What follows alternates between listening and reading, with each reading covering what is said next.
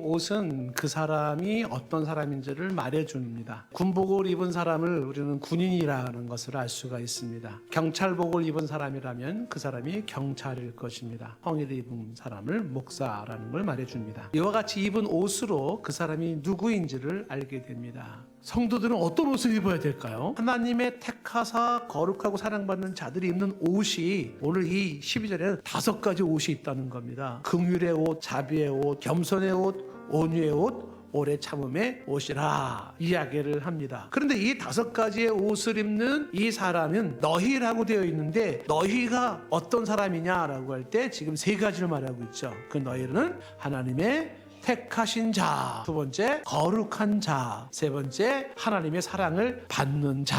그 하나님의 택한 자답게 혹은 하나님의 사랑받는 자답게 혹은 하나님이 주시는 그 거룩한 자답게 그들에 맞는 옷이 있다. 그 5가지 옷을 얘기하면서 이 옷을 입어라 라고 얘기를 합니다. 여기서 말한 이 5가지 옷은 단순히 몸에 걸치는 의복이 아니라 살아가는 삶의 모습입니다. 의복이라는 자체도 중요하지만 더 중요한 것은 그 사람의 살아가는 삶의 모습, 그 사람의 됨됨이를 말하고 있습니다. 사람이 잘 옷을 입었다라고 하는 것은 외적인 옷을 입는 것도 중요하지만 내면의 옷을 잘 입는 게 중요한데 그것이 속사람 혹은 인격의 옷을 잘 입는 게 중요하다. 이 얘기를 지금 베드로가 말하고 있습니다. 근데 이런 유사한 얘기를 베드로만 하는 게 아니라 사도 바울이 디모데에게도 얘기를 합니다. 외모를 꾸미는 것도 좋지만 마음을 꾸며라, 속사람을 꾸며라. 그래서 소박함과 정절로서 자기를 단장하고 선행하기를 행함으로써 그 내면의 아름다움을 유지해라. 이게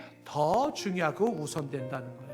하나님이 거룩한 자에게는 어울리지 않는 옷이죠. 음란, 부정, 사욕, 악한 정욕, 탐심, 분함, 노여움, 악의 비방, 거짓말도 벗어버려라. 옛사람과 그 행위를 벗어버리고 라고 얘기를 하고 있습니다. 하나님의 택한 사람은 그 사람에게 맞는 어울리는 옷이 있다. 그 옷을 오늘 말씀에 최소한 5가지 옷을 얘기를 하고 있는 겁니다. 첫 번째 옷이 뭐냐면 긍휼의 옷입니다. 사람을 향해서 불쌍히 여길 줄 아는 것, 이것이 바로 하나님의 택한 자들에게 어울리는 옷입니다. 이 긍휼의 마음이 하나님의 마음입니다. 하나님 앞에서 인간의 소망은 하나님의 인자와 긍휼 때문에 갖는 거예요. 그런데 이 희망이 사람과 사람 사이에도 마찬가지라는 거예요. 너와 나 사이의 희망은 어디서 시작되는 거냐면 불쌍히 여기는 긍휼에서 시작이 된다는 거예요. 너와 나 사이에 불쌍히 여기는 마음, 이게 택한 자들이 입을 옷이고 이것이 하나님의 사랑받는 자가 입는 옷인데 그 옷을 입고 있는 동안에 희망이 생긴다. 너와 나 사이에 희망이 생긴다는 거예요.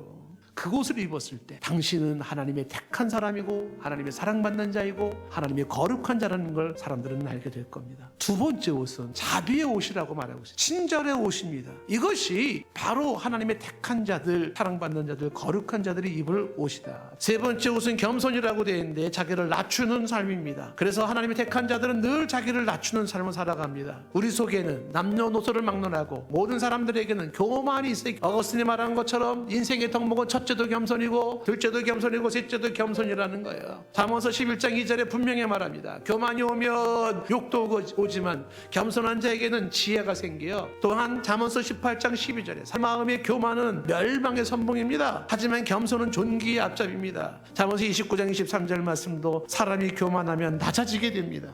그러나 마음이 겸손하면 영예를 얻게 된다고 말을 합니다. 4번째 옷은 온유의 옷입니다. 온유는 부드러움을 말하고 있습니다. 세상에서 제일 강한 게 온유입니다. 부드러움입니다. 그래서 나온 말이 유능제강이래. 부드러운 게 강한 걸 이긴다, 제어한다. 동물 세계가 그렇다는 거 아닙니까?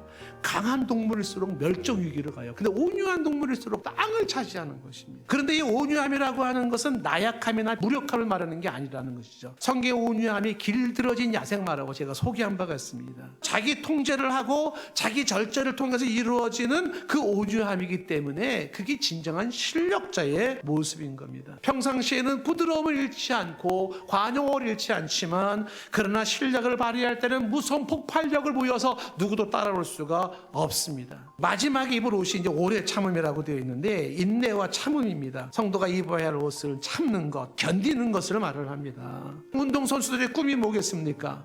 그들의 꿈은요, 국가대표 선수가 되는 걸 겁니다. 그런데 이 태극마크를 단다는 것 자체가 쉽지가 않습니다. 그래서 누군가가 태극마크가 달려있는 유니폼을 입고 간다면 이 사람은 대한민국의 대표 선수라는 것을 말해주는 겁니다. 그 유니폼 때문에, 그 태극마크 때문에 그는 남다른 훈련을 해야 하고 힘겨운 고생을 해야 합니다. 하지만 그 고생이 긍지이고 그 고생이 보람이며 그 고생이 영광입니다. 저와 여러분들이 하나님 앞에서 택함 받은 자들의 이 옷을 입고 나아갈 때 그것이 때로는 힘들지 모르고 그것이 고생스러울지 모르지만 그것은 영광이며 보람이며 긍지이며 이 사람은 하나님께 사랑받는 사람이야, 이 사람은 거룩한 사람이야 라고 하는 그것을 보여주는 것입니다.